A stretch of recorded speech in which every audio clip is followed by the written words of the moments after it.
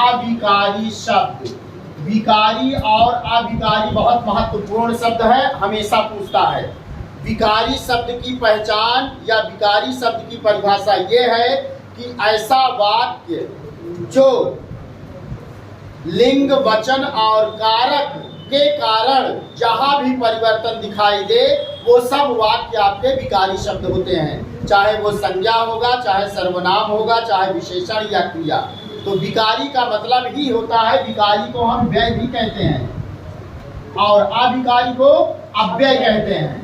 इसे अव्यय कहते हैं। अव्यय का मतलब जिसका खर्च ना हो और व्यय का मतलब जो खर्च हो अर्थात जिसमें परिवर्तन हो। विकारी का मतलब परिवर्तन, अविकारी का मतलब जिसमें परिवर्तन ना हो। तो अभी तक जहां पढ़े आप काल तक इसमें तो परिवर्तन हुआ। वचन के अनुसार अगर एक से अधिक होता है तो उसकी क्रिया बदल जाती थी। अगर लिंग है, एक वचन लिंग में स्त्रीलिंग या पुल्लिंग, तो उसकी क्रिया बदल जाती थी। लेकिन इसमें ऐसा कुछ नहीं होगा। ये अव्यय या अविकारी शब्द ऐसे हैं जिनमें लिंग वचन के कारण कोई परिवर्तन ही नहीं होगा। जैसे हम कहते हैं राधा खाना खाएगी, अब इसकी क्रिया क्या हुआ? खाएगी। अगर इसी के स्थान पर, राधा के स्थान पर हम मोहन कर दें तो क्रिया बदल जाएगी। मोहन खाना खाएगा, अब खाएगी नहीं होगा बल्कि खाएगा। तो यहाँ आपका हो जाता ये विकारी शब्द जिसे हम व्यय कहते हैं। लेकिन अविकारी शब्द क्या होते हैं? जैसे हम कहते हैं कि मोहन धीरे धीरे जाएगा। ध्यान देखेंगे, मोहन धीरे धीरे जाएगा।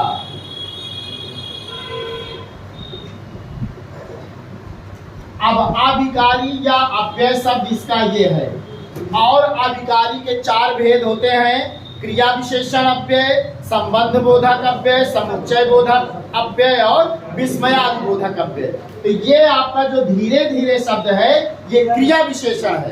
क्रिया विशेषण की परिभाषा होती है कि जहां पर क्रिया की विशेषता बताई जाए वो क्रिया विशेषण।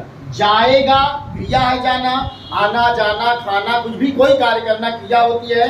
तो ये क्रिया क्या है? जाएगा, लेकिन कैसे जाएगा? धीरे धीरे। इसकी विशेषता बता रहा जाने के कि धीरे धीरे जाएगी, तो ये क्रिया विशेषण अव्यय है।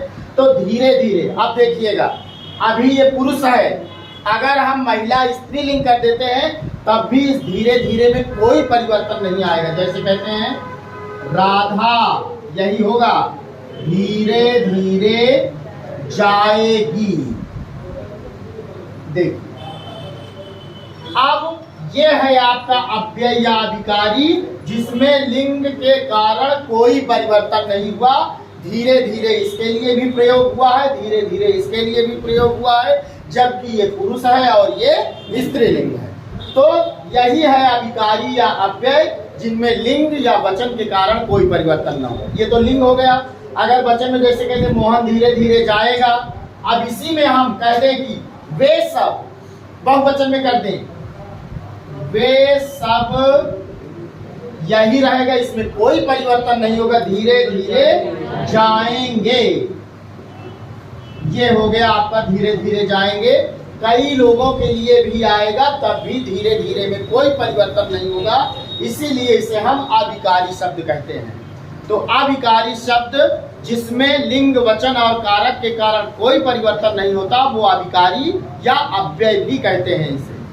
तो इसके चार भेद होते हैं। विकारी में भी चार हुए थे, संज्ञा, सर्वनाम, विशेषण और क्रिया। इसके भी चार होते हैं, क्रिया विशेषण, संबंध बोधक और समुच्चय बोधक और चौथा विस्मय आदि बोधक। तो चार इसके भी होते हैं, चार उसके भी थे विकारी शब्द के। तो थोड़ा सा ये जान लेंगे एक बार फिर से कि रूप या प्रयोग के आधार पर दो भेद होता है, विकारी और अविकारी। विकारी के चार भेद हो चुके हैं, अविकारी के चार भेद अभी आपको पढ़ने हैं। ये सब शब्द के भेद चल रहे हैं, एक बार फिर से शुरू से याद कर डालिए। रचना या बनावट के आधार पर शब्द के कितने भेद होते हैं? तीन भेद, रूढ़, यौगिक, योग रूढ़।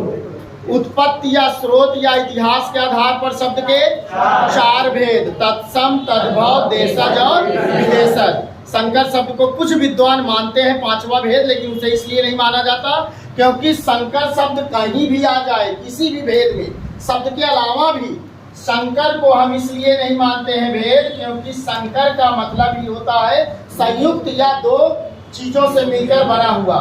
तो यहाँ संकर शब्द जो होगा वो दो भाषाओं से मिलकर बनता है, और दो भाषा वही भाषा होती है। जैसे तत्सम मिल गया एक शब्द, और एक देशज मिल गया, एक विदेशज मिल गया, एक देशज मिल गया, एक इंग्लिश शब्द मिल गया, एक हिंदी शब्द मिल गया, है उन्हीं चार भेद। जैसे हम कह दें अश्रु गैस, अब ये है अश्रु गैस, ध्यान पूर्वक देखेंगे। अश्रु क्या है? तत्सम शब्द है। तो ये उत्पत्ति या स्रोत के आधार पर जो चार भेद होता है, तत्सम तद्भव, उसी का एक भेद तत्सम है। और गैस अंग्रेजी शब्द है, और ये अंग्रेजी शब्द आपका आता है विदेशज में। विदेशज के अंदर अंग्रेजी भी आ जाएगा, अरबी, फारसी, फ्रेंच, पुर्तगाली, तुर्की सब आते हैं। तो उन्हीं चार भागों में, जो चार भाग आपको बताया गया उत्पत्ति या स्रोत के आधार पर, उन्हीं चार भागों में दो हैं ये अलग अलग, जो दोनों मिलकर बना है संकर शब्द। इसलिए इसको अलग से हम भेद नहीं मानते। जैसे व्यंजन का भेद होता है, संयुक्त व्यंजन को अलग से नहीं मानते हैं, क्योंकि संयुक्त व्यंजन उन्हीं व्यंजनों से मिलकर बनते हैं, उनको अलग से भेद में नहीं रखा जाता है। तो उसी प्रकार संकर शब्द जो उत्पत्ति या स्रोत के आधार पर कुछ मानते हैं विद्वान, संकर शब्द के परिभाषा को उदाहरण या प्रश्न बनते हैं। अक्सर पूछता है कोई शब्द दे दिया, इसी प्रकार दे दिया, ऐसा शब्द है, तो वहां ये होगा कि संकर शब्द है, लेकिन भेद में उसकी गिनती नहीं होती है। फिर उसके बाद शब्द का भेद है अर्थ के आधार पर। शब्द के भेद 6 होते हैं। पर्यायवाची शब्द, विलोम शब्द मुख्य होते हैं, ये सब पूछे जाते हैं। और अनेकार्थी शब्द, एकार्थी शब्द, वाक्यांश के लिए एक शब्द, समश्रुति भिन्नार्थक शब्द। समश्रुति का मतलब सुनने में एक जैसा लगे लेकिन अर्थ अलग हो। जैसे हम कहते हैं कि अवधि और अवधि, अवधि माने समय, अवधि एक बोली। तो ये समश्रुति भिन्नार्थक होता है। अनेकार्थक का मतलब जिसके एक से अधिक अर्थ हो। एकार्थक का मतलब कुछ शब्द ऐसे होते हैं जिसके एक ही अर्थ होते हैं। विलोम जानते ही हैं, जिसका उल्टा होता है। पर्यायवाची जानते हैं, समानार्थी भी उसे कहते हैं। और अनेक शब्द के लिए एक शब्द, वाक्यांश के लिए एक शब्द, जैसे पढ़ाने का कार्य करने वाला अध्यापक, या किए गए उपकार को न मानने वाला कृतघ्न। तो ये शब्द हो गए। और ये जो आपका चल रहा है रूप या प्रयोग के आधार पर, ये अभी चल ही रहा है शब्द का भेद। विकारी शब्द हो गया, अविकारी शब्द आज से चलेगा। हेडिंग डालिए अविकारी शब्द। अविकारी शब्द या अव्यय शब्द, इसके विषय में थोड़ा सा लिखेंगे और इनके 4 भेद लिखेंगे और विस्तार पूर्वक कल से चलेगा। अविकारी या अव्यय शब्द, इससे बहुत प्रश्न बनते हैं। अविकारी से सीधे सीधे पूछ लेता है कैसा शब्द है, विकल्प में अविकारी देता है।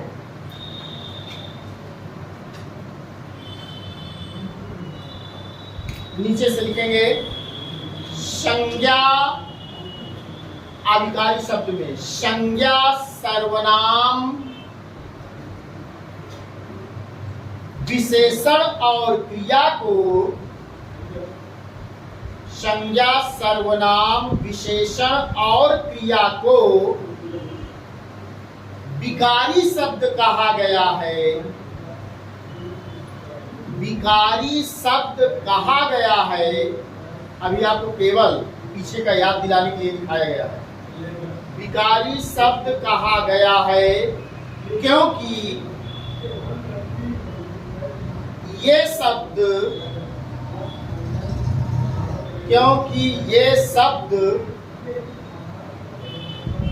लिंग और वचन के कारण परिवर्तित होते हैं। क्योंकि ये शब्द लिंग और वचन के कारण परिवर्तित होते हैं।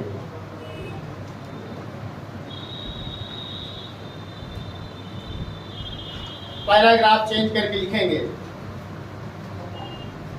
परंतु इनके अतिरिक्त,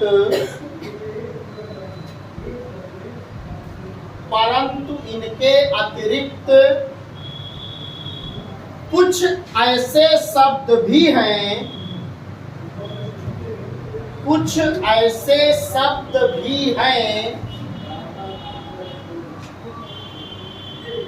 जिन पर लिंग और वचन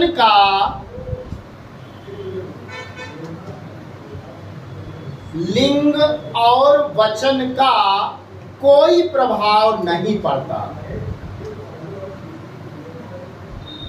लिंग और वचन का कोई प्रभाव नहीं पड़ता।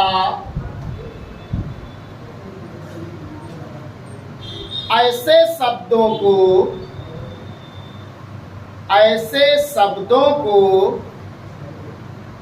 हम अविकारी शब्द या अव्यय शब्द कहते हैं। ऐसे शब्दों को हम अविकारी या अव्यय शब्द कहते हैं।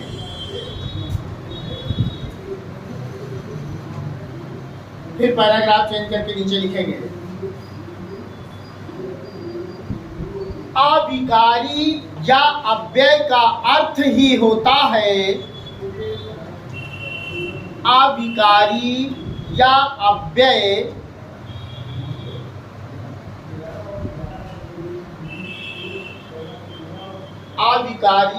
अव्यय का अर्थ ही होता है जिनमें कोई परिवर्तन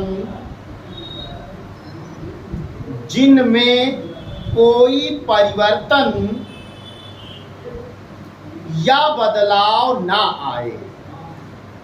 जिनमें कोई परिवर्तन या बदलाव ना आए।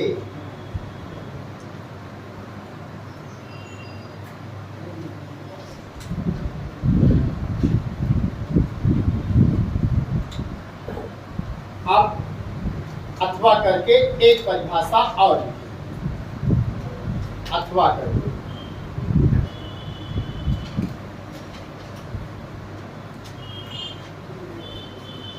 अविकारी या अव्यय वे शब्द हैं, अविकारी या अव्यय वे शब्द हैं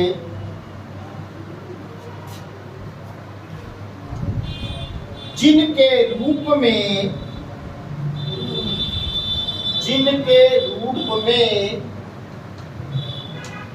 लिंग और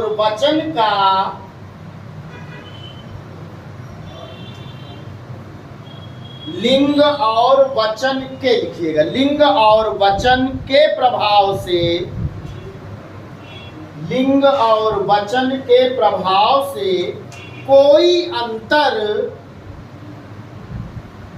कोई अंतर नहीं आता है। कोई अंतर नहीं आता है। इस प्रकार के कुछ अविकारी शब्द इस प्रकार से हैं। इस प्रकार के कुछ अविकारी शब्द इस प्रकार से हैं। जैसे कुछ वाचक शब्द लिखेंगे, जैसे धीरे धीरे, कामा करके लिखेंगे, 10-12 शब्द हैं। धीरे धीरे, तेज, फिर कामा, आज, के भीतर, के बाहर, क्योंकि, परंतु, इसलिए,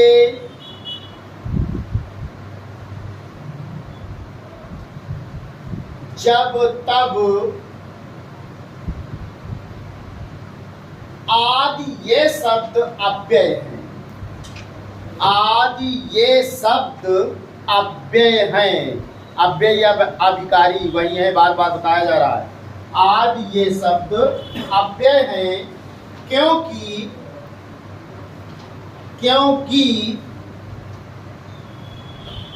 ये ना घट सकते हैं ना बढ़ सकते हैं, क्योंकि ये ना घट सकते हैं ना बढ़ सकते हैं। ना घट सकते हैं ना बढ़ सकते हैं और ना इनमें कोई परिवर्तन आ सकता है, और ना इनमें कोई परिवर्तन आ सकता है।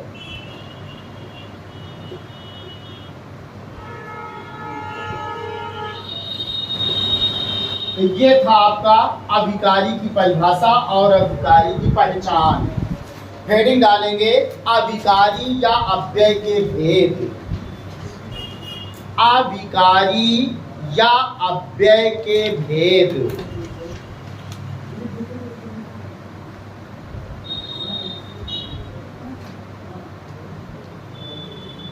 जिस प्रकार से विकारी के 4 भेद थे, उसी प्रकार से अभिकारी या अव्यय के भी 4 भेद हैं। नीचे लिखेंगे इसमें अभिकारी या अव्यय के 4 भेद होते हैं। अभिकारी या अव्यय के 4 भेद होते हैं।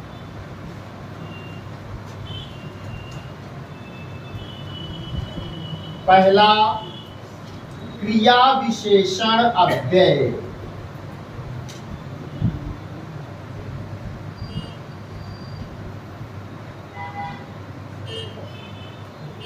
क्रिया विशेषण अव्यय। दूसरा, संबंध बोधक अव्यय।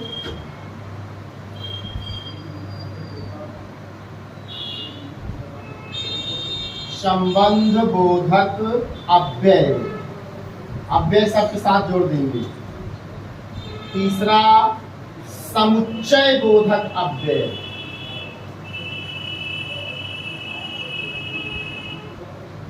समुच्चय बोधक अव्यय।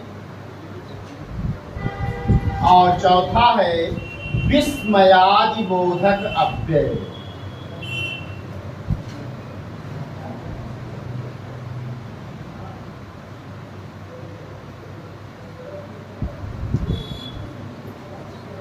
विस्मयादि बोधक अव्यय।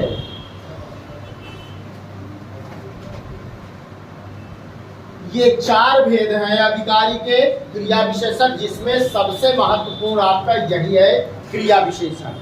कभी कभी परिभाषा एग्जाम में पूछ लेता है, क्रिया विशेषण की परिभाषा और क्रिया की परिभाषा दोनों में क्या अंतर है, ध्यान देंगे। जहां पर संज्ञा या सर्वनाम की विशेषता, वो विशेषण और क्रिया विशेषण की परिभाषा, विशेषण की परिभाषा और क्रिया विशेषण की परिभाषा में ध्यान देंगे। जहां पर संज्ञा या सर्वनाम की विशेषता बताई जाए वो तो हमारा विशेषण होता है, और जहां पर क्रिया की विशेषता बताई जाए वो क्रिया विशेषण अव्यय होता है। ध्यान देंगे, ये प्रश्न अक्सर पूछा जाता है। विकल्प में क्रिया विशेषण भी रहता है और विशेषण भी रहता है। तो विशेषण की परिभाषा में जहां पर संज्ञा या सर्वनाम की विशेषता बताई जाए वो तो विशेषण होता है, और जहां पर क्रिया अर्थात कार्य करने की विशेषता बताई जाए, कार्य कैसे किया जा रहा है, धीरे धीरे तेज से कोई चल रहा है, कैसे भी कार्य दिखाया जाए, तो वहां क्रिया विशेषण होता है। हेडिंग डाल लीजिए क्रिया विशेषण अव्यय। परिभाषा इसकी लिख लेंगे, क्रिया विशेषण अव्यय।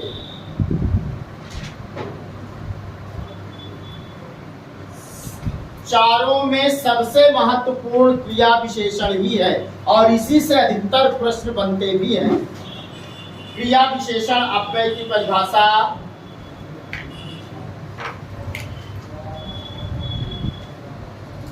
लिखेंगे, क्रिया की विशेषता को प्रकट करने वाले शब्द, क्रिया की विशेषता को प्रकट करने वाले शब्द क्रिया विशेषण कहलाते हैं। क्रिया विशेषण कहलाते हैं।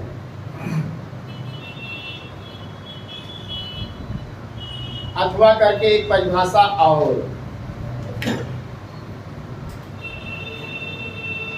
जो अविकारी शब्द, अब अविकारी शब्द वही होते हैं जिनमें कोई परिवर्तन ना हो। जो अविकारी शब्द या अव्यय शब्द भी लिख सकते हैं, अविकारी अव्यय दोनों एक हैं। जो अविकारी शब्द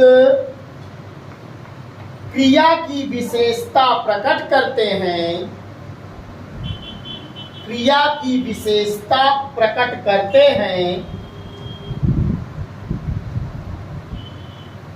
वे क्रिया विशेषण शब्द कहलाते हैं। वे क्रिया विशेषण शब्द कहलाते हैं।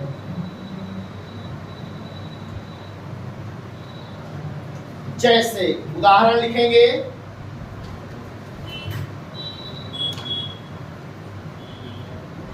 जैसे राम धीरे धीरे चलता है। राम धीरे धीरे चलता है।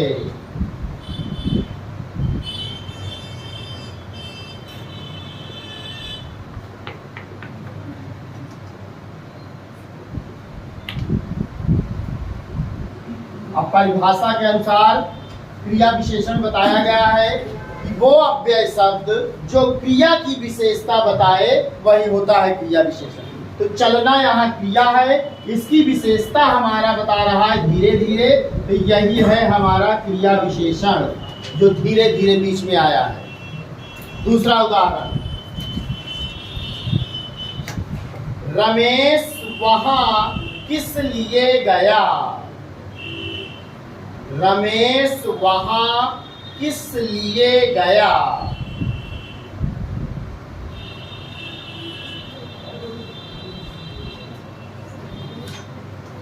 रमेश वहां किस लिए गया। अब यहाँ क्रिया क्या है, गया, और गया की विशेषता क्या है, किस लिए गया, लेकिन उसमें विशेषता लग गई किस लिए गया। ये है क्रिया विशेषण यहाँ पर, किस लिए शब्द। इनमें कोई परिवर्तन नहीं होगा, चाहे रमेश कर दो चाहे राधा कर दो, किस लिए में कोई परिवर्तन नहीं होगा। यहाँ चाहे राम है चाहे राधा सीता कर दो, धीरे धीरे में कोई परिवर्तन नहीं होगा। तो ये सब अविकारी है। अभी इसके भेद है क्रिया विशेषण की। अभी जैसे कुछ लोगों को ये ना समझ में आया होगा, अभी भेद में देखेंगे तब समझ में आएगा। अगला उदाहरण, और दिनेश के पास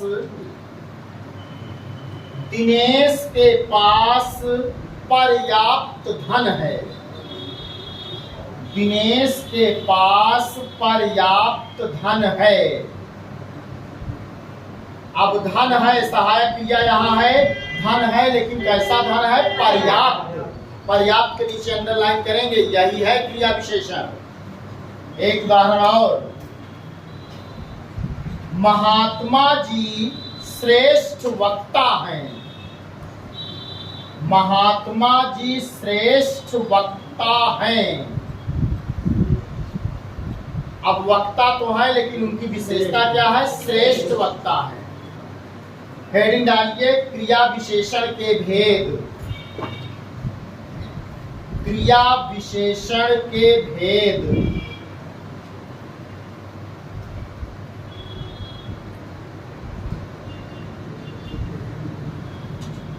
लिखेंगे इसमें थोड़ा सा, कोई क्रिया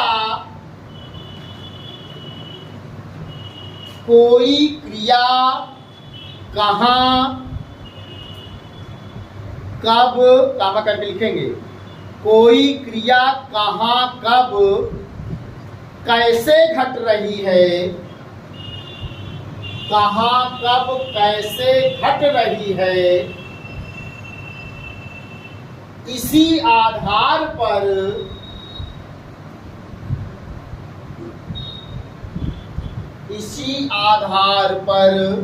क्रिया विशेषण के 4 भेद होते हैं। इसी आधार पर क्रिया विशेषण के 4 भेद होते हैं।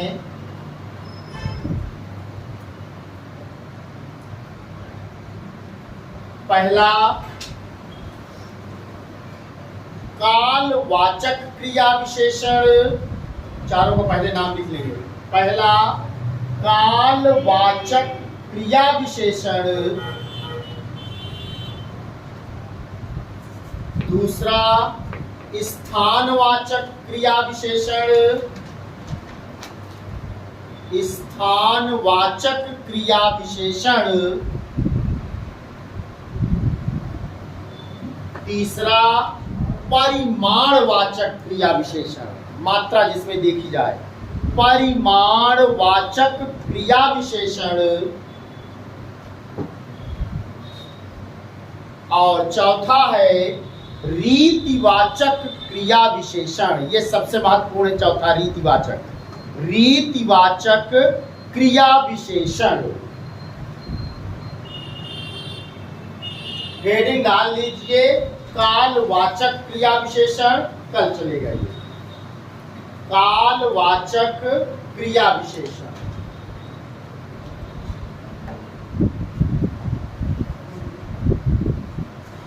अब काल पढ़ चुके हैं, काल का मतलब समय, ऐसा वाक्य जहां पर क्रिया के समय के विषय में बताया जाएगा वहां कालवाचक क्रिया विशेषण होगा।